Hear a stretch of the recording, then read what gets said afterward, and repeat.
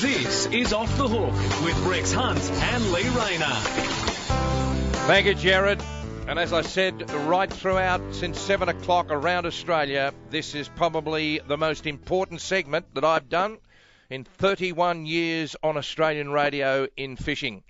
And there's again in the past few weeks been a lot of press and publicity about a marine park plan by this government, which seems hell-bent on taking away our fishing areas.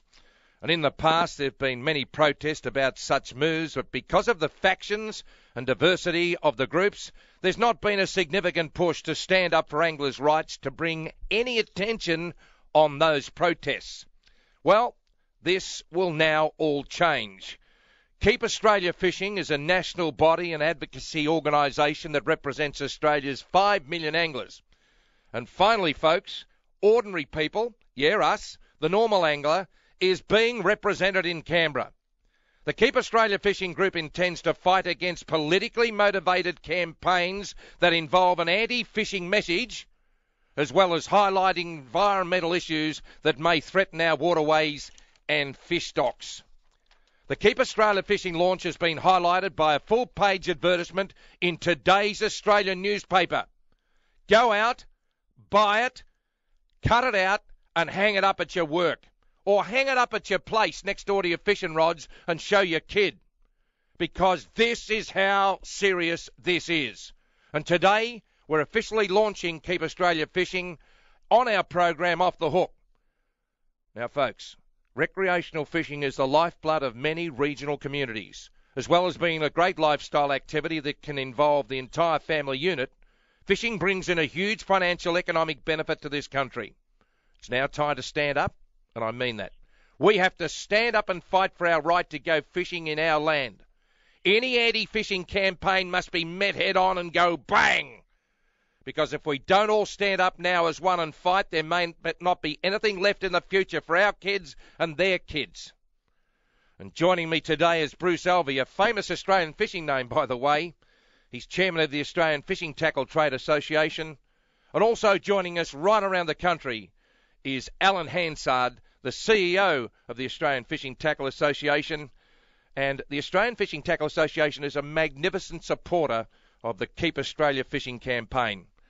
Good morning to you, Allan and Bruce, and thank you for your time. Morning, Rex. How are you?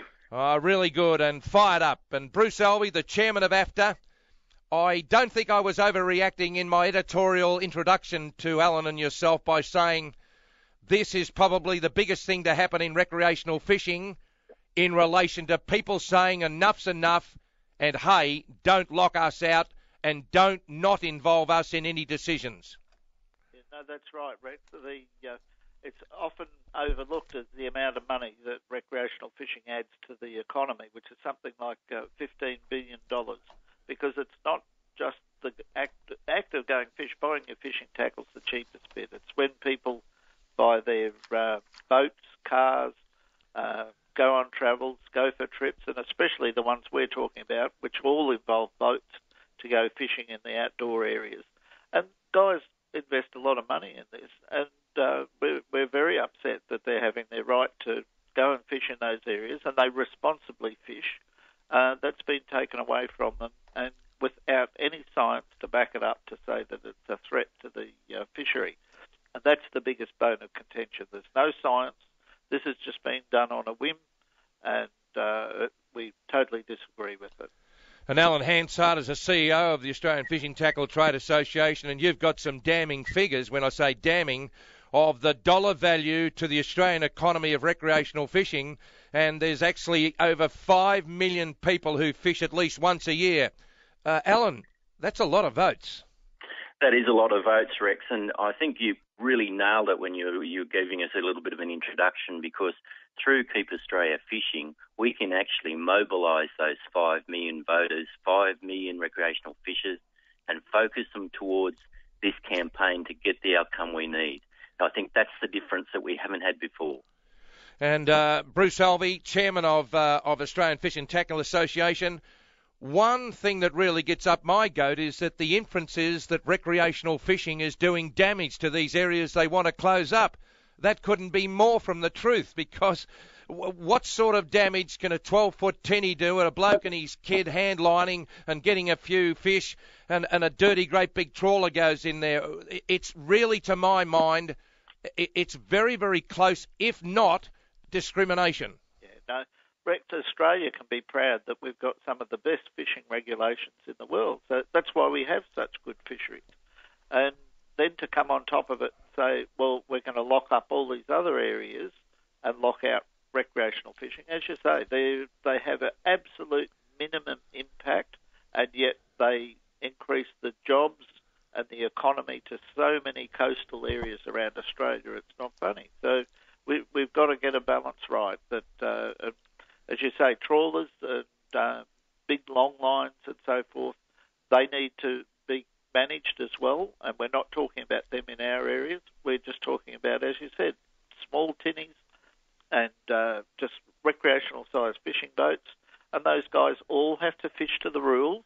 And we're happy to do that, and we're happy to not fish in any area that people can scientifically prove there's a threat to the fishery in that area. Everyone cares about the fishery, so we're happy to go along with that. We don't want to be locked out of areas for just no reason at all. And we're happy to change the styles of fishing to suit. At the moment, there's areas there where you can go out and anchor, drop a big anchor down, smash coral up every time you anchor, but you're not allowed to fish. So our guys would be quite happy if you said, well, look, guys, you can't anchor there, but you can drift fish or whatever. Change the rules. And we're happy to work with that to make sure there's a win-win situation for the biodiversity. And we're putting absolute minimal impact on any fish stocks. I think, Bruce, also a highlight for me is the fact that anglers in the last probably 20 years have now become very, very responsible users of the resource. They self-regulate. At times, they suggest to the authorities that we need a new bag limit or we need to close an area down. Surely our people are the people to actually determine what needs protection and doesn't. Allan Hansard is also the CEO of Australian Fishing Tackle Association. What can people do? Because, Allan, I said in my editorial opening that for far too long, there was Bifta, Difta, Fifta, whatever, Difta, Lifta, and people didn't know whether they were Arthur or Martha. But now the Keep Australia Fishing campaign has launched one lobby group, one body that people can go to and they can feel safely represented. What can people do? Well, Rex, what people can do is go to the website, www.keepaustraliafishing.com.au, and go onto the site and have a look and register their action for this. There is a write-in campaign there to Cabinet Ministers in relation to the marine park issue.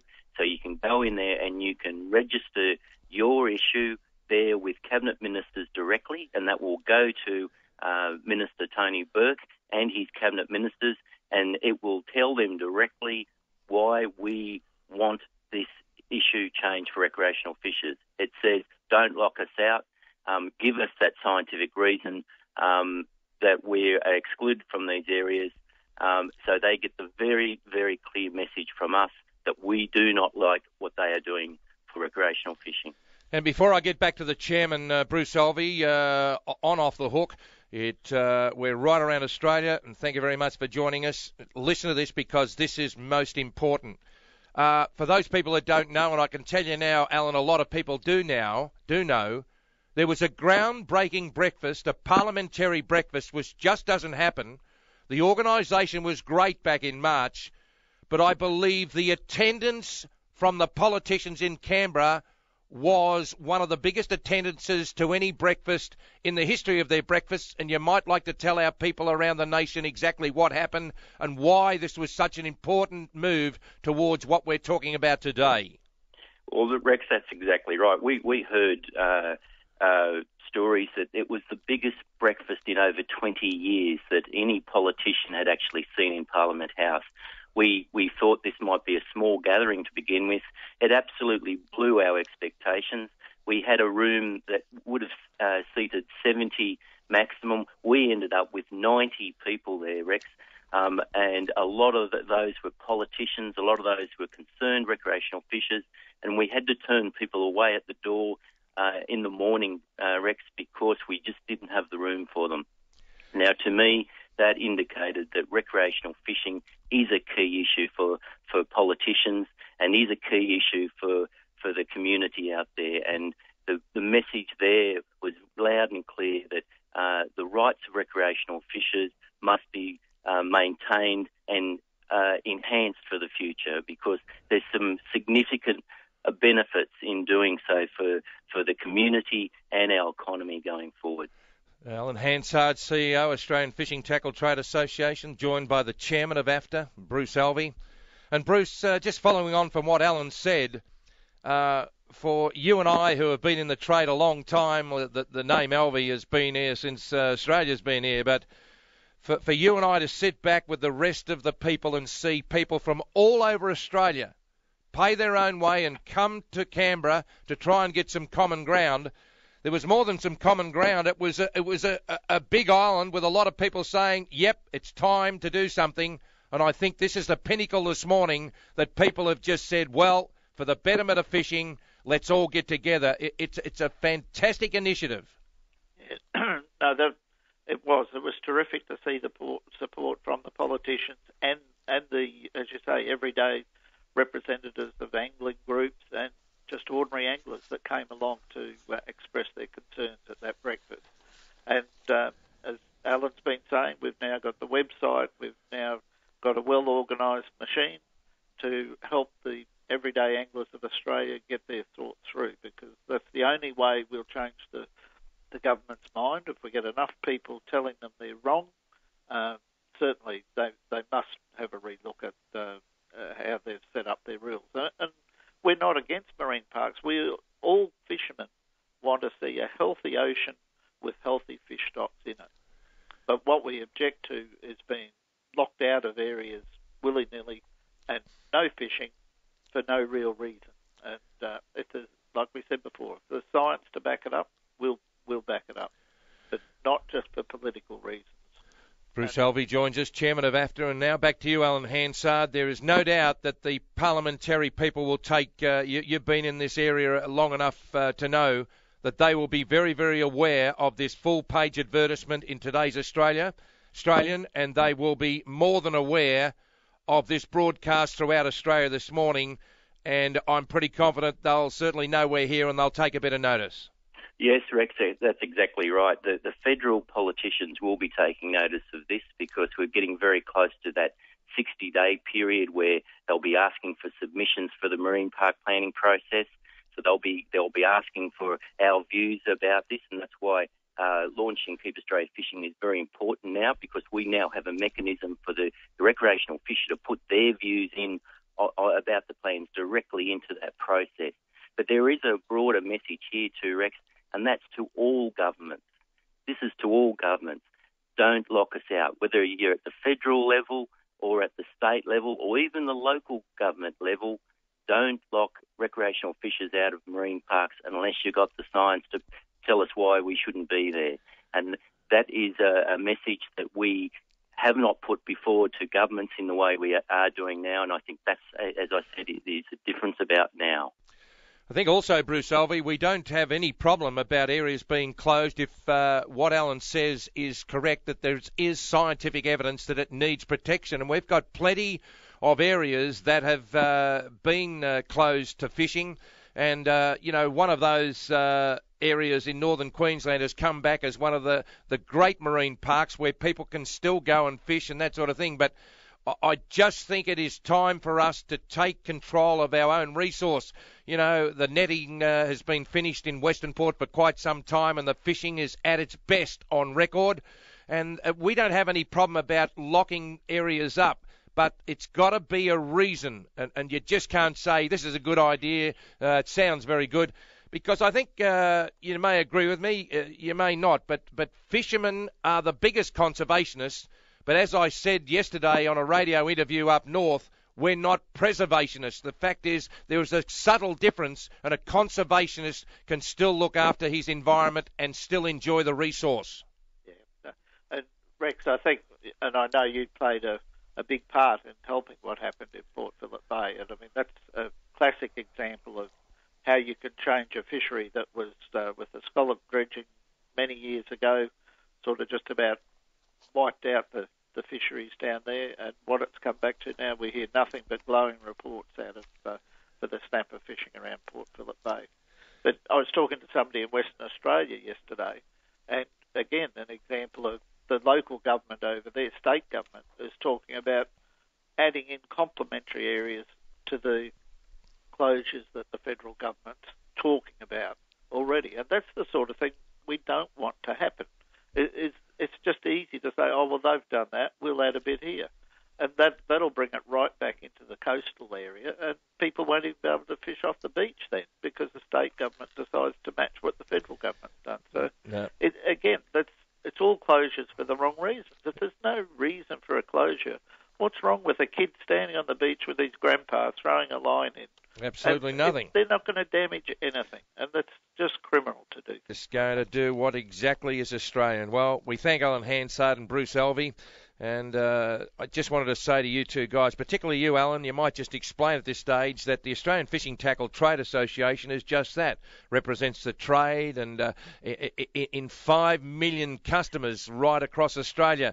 But I believe you made public the fact that Bruce Alvey, the chairman, and yourself as a CEO had the full backing of the board to support the Keep Australia Fishing campaign to the hilt.